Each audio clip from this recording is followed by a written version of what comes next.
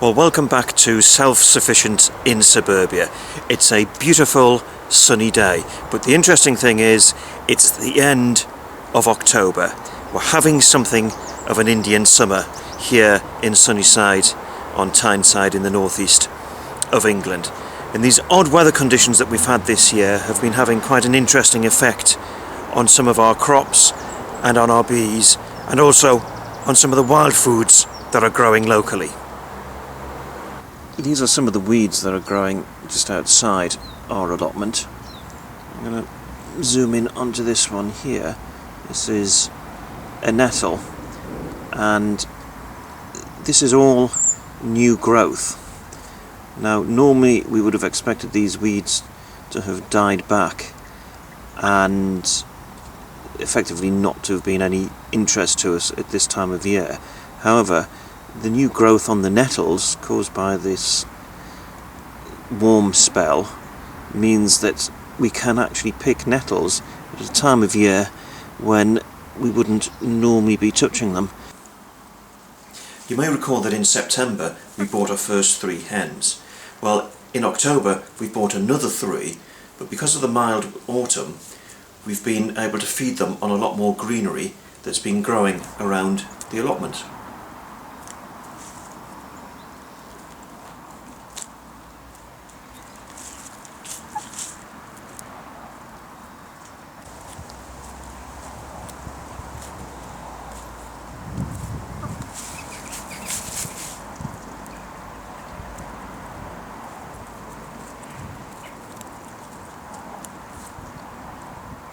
I just nipped back into the allotment a moment ago to get my gloves for nettle picking, and spotted that one of the hens was sunbathing, so I whipped out my BlackBerry and got a quick photo of her, which I'll try and put up. It's not the world's best photo, I hasten to add, but we'll put it up because it's quite amusing that here, when we're almost into November, our hens are enjoying the sun. Anyway, the reason why I've got the gloves, as I referred to before, was to pick that. That's one of the many nettles that are growing around here, and as you can see at the top, nice green new leaves, and they can be used in cooking. And a couple of days ago we had nettle soup, but we're going to take a few more leaves back to the kitchen now, and we're going to use them to make a nettle flan. And I've just spotted that one of our hens has laid another egg, so we're going to take that back as well and use the eggs in making the flan.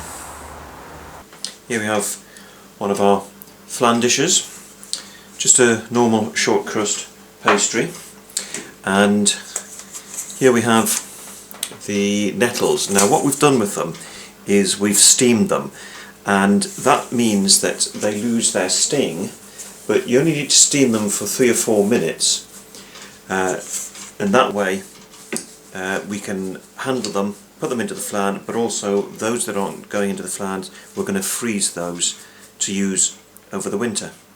You could just fill up the flan dishes with the nettle leaves and then pour on the beaten egg, but we're going to add in a few other bits and pieces from the allotment as well. So we're going to add in a few of our peas, and these tomatoes weren't really going to last for much longer, so they're going in as well. It's a good way of using up bits and pieces that would otherwise wouldn't survive for much longer.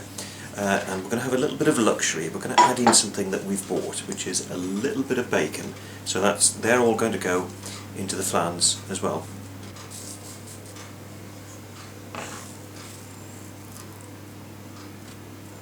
Finally, you just need some beaten eggs to pour over the contents of the flan.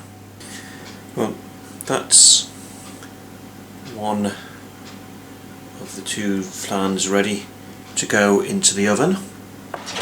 So put them in at 180 degrees and leave them for about 20 minutes.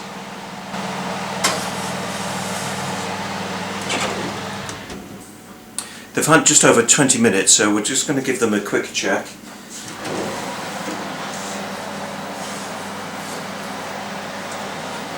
And yep, I think that's about done.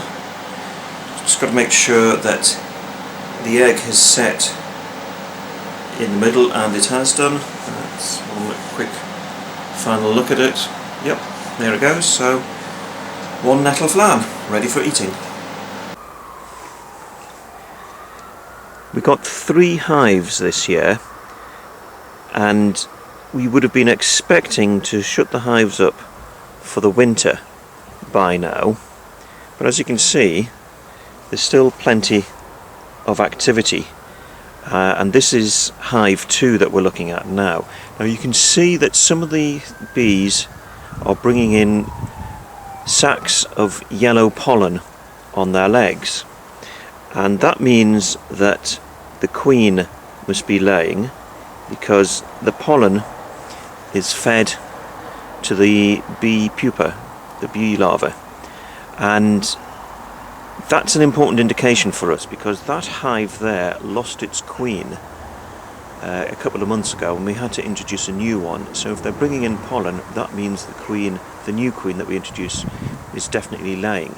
But remember, it's October now, and the question is, where are the bees getting their pollen from? Because normally by now there'd be very few flowers left to provide pollen or nectar. We've had a preserves making day today, and we've made various jams and preserves, and this is the first one I made. That is raspberry and wild apple, and the next one is rhubarb, wild apple and ginger. There's a bit of a wild apple theme today. And the third one is this one. This is still very hot, and that is rosehip jelly, and we use the wild apples to in this one as the source of pectin, but look at the colour on that. That is beautiful. And the fourth one that we're making is wild apple jelly. That's still in the pan, and that's going into the jars next.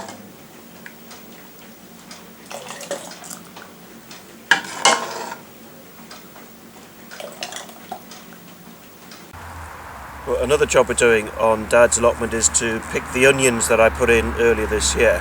Now, we actually put these in quite late, and we never expected them to grow very large. And as you can see, they're not the biggest of onions, but we've got a whole bed of them to bring out, and what they will be good for, given their size, is pickling. So back in the kitchen we'll show you just how to pickle your onions. The first job to do back in the kitchen is a bit of a tearjerker. This lot need to be topped, tailed and peeled. When you finish peeling them, rinse them and put them into a large bowl like this. And what we're going to do next is salt them. Now the point about salting them is that it draws out from the onions a lot of the moisture that's in them, and the pickling process will replace the moisture in the onions with vinegar. But these are going to be salted, and we need to leave them standing in the salt for 24 hours. The onions have been standing in the salt for 24 hours now, and they should be just about ready for pickling. Just tip it up to see if there's any liquid there. Yep, there it is at the bottom. So that liquid has been extracted by the salt from the onions. Next job is to put these under the tap to wash off the salt from them. After you've rinsed them, you then need to put the onions into pickling jars like that, pack them right down, and the next job after that is to make the pickling vinegar.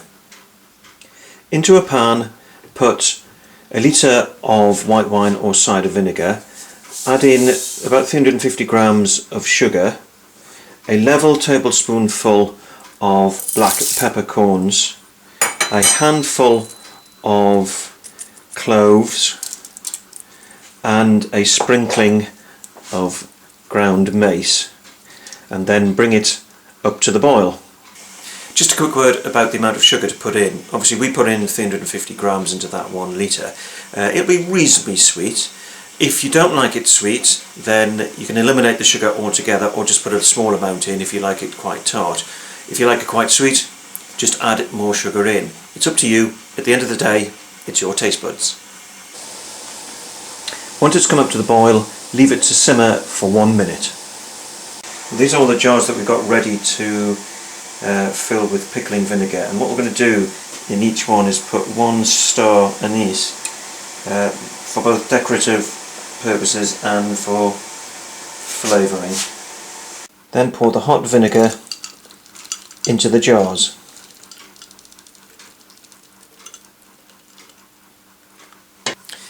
This is one of the jars that I made this afternoon. Now leave it standing for at least a couple of weeks before you start using them. Preferably leave them standing a little bit longer. You just need a little bit of time for the vinegar to penetrate into the onions. But once they're ready, you're going to love these. I absolutely adore pickled onions. Not very good if you're on a date, but if you're not, really enjoy these.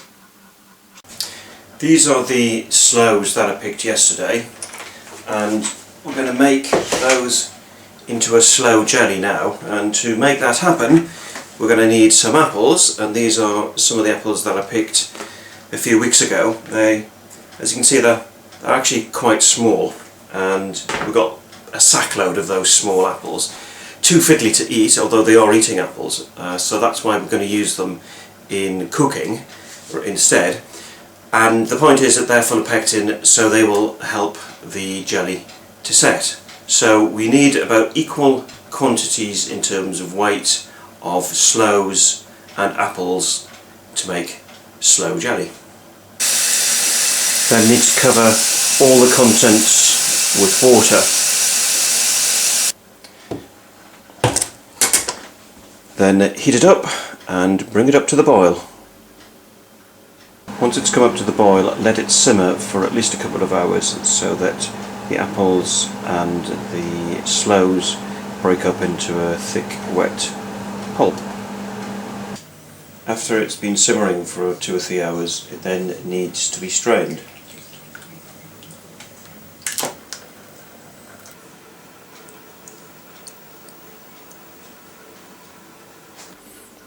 After it's strained for 24 hours, measure the liquid, put it back in the jam pan and bring it up to the boil.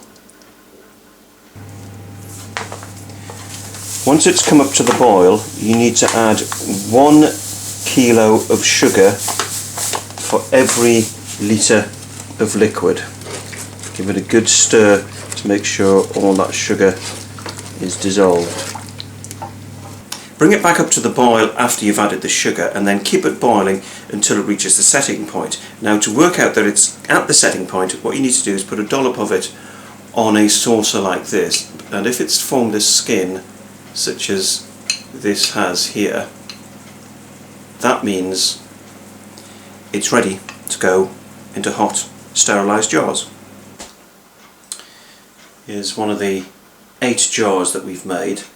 It's still quite hot. It's only put it into the jars about half an hour ago, and it obviously still got a bit of way to go before it fully sets. But this is a half jar that we had left over, and as you can see, it's got, even after just half an hour, it's set rather well.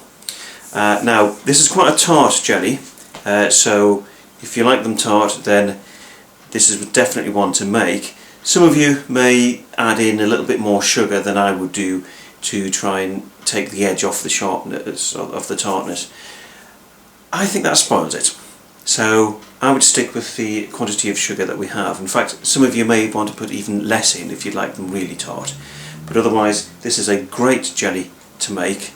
There's loads of sloes in the hedgerows at the moment, and they're all there waiting to be picked.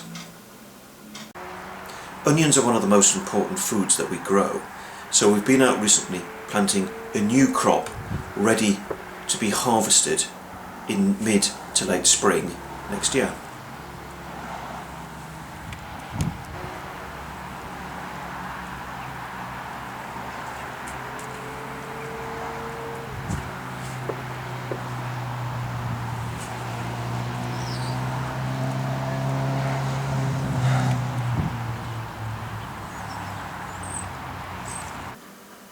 I've been checking our stocks of apples recently, and one of the sacks of apples wasn't doing too well. This is what's left of it. These are the better ones. The other ones we've either fed to the chickens or had to put into our compost heap. So what we're going to do is use the rest of these apples in a few recipes, and the first one we're going to do is to make apple pasties. First of all, lay out some short crust pastry and then put onto it some large chunks of apple, and then what you need to do is decide whether it needs any sugar. Now I'm going to put a little bit of sugar on because I quite like these sweet, but not too sweet. If you use cooking apples, you need to add in a reasonable amount of sugar. Then just need to paste around the edge with a bit of water to seal the pastry. And then fold it over and seal it down at the edges. You might have noticed in my carelessness I managed to put a hole in that one when I was folding over the pastry, so I've managed to seal that up. But put a couple of slits in the top of it as well to let out the steam when it's baking. We've glazed the pasties with a little bit of milk. These are now ready to go into the oven at 180 degrees centigrade.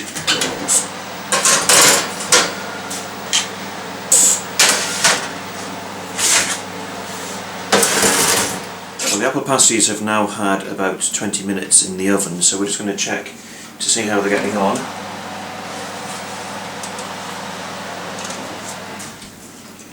There you go, and you can see that there's a bit of the apple slightly bubbling out the top there, so these are now ready.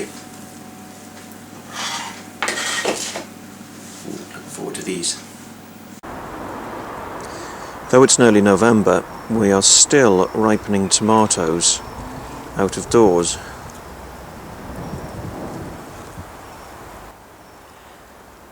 Scarlet rowan berries are one of the signs that autumn's on its way, and I've been using them recently to make jelly.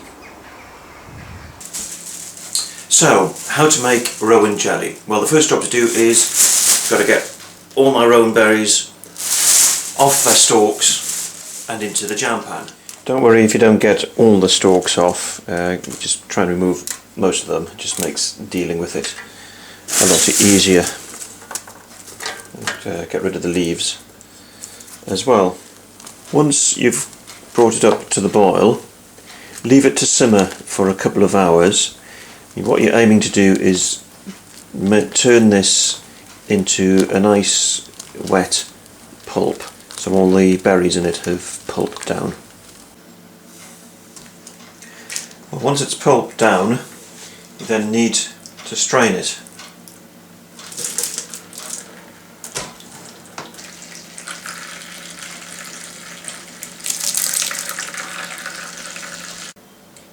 After it's strained for 24 hours, measure the liquid and then return it to the jam pan.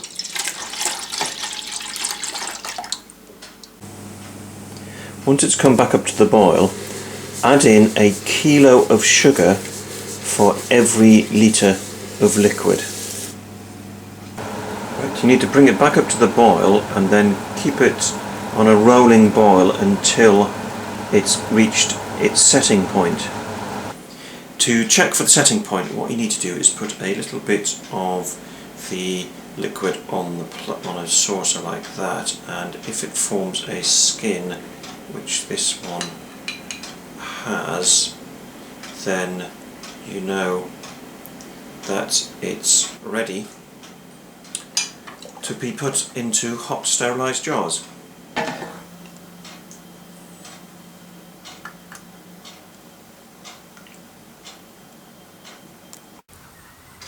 Earlier this year we asked people to send us recipes for using some of the gooseberries from the allotment, and one of our readers, Ben Woodstock, sent us a good recipe for making gooseberry chutney, and the reason why we like it is because it's very simple and straightforward. And what we're going to do is we'll put up the link to Ben's website and also to the website where he found the the recipe, because it's a recipe that's dedicated entirely to cooking with gooseberries, so it looks a good one, so we definitely want you to go and visit that one as well. Now, this recipe that we're using, we've slightly varied it because we're a little bit short of gooseberries, so we're going to add in, at Ben's suggestion, some marrow from the allotment as well, and also because we're slightly short of marrow, we're going to add in a little bit of apple to this recipe as well. So if you want to make a gooseberry chutney, this is what you have to do.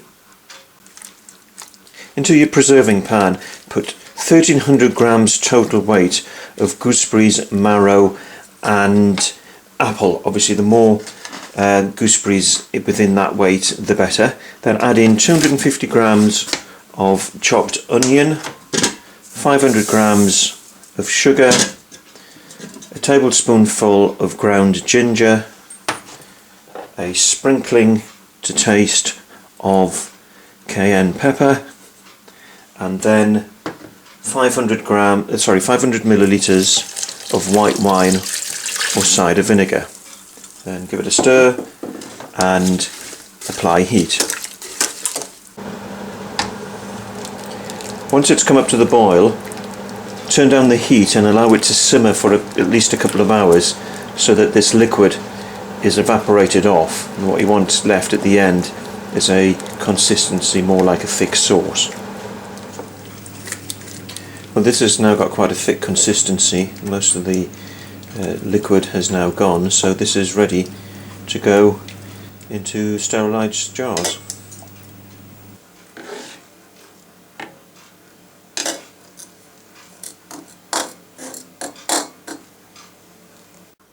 Well, that's it for October from Self-Sufficient in Suburbia. We're back in the kitchen now. I've got a few outstanding jobs to do, including plucking and gutting a couple of pheasants. Now, join us in the next edition, which will be coming at the end of December. We'll be looking at our activities during November and also our preparations for Christmas. So hopefully we'll see you then.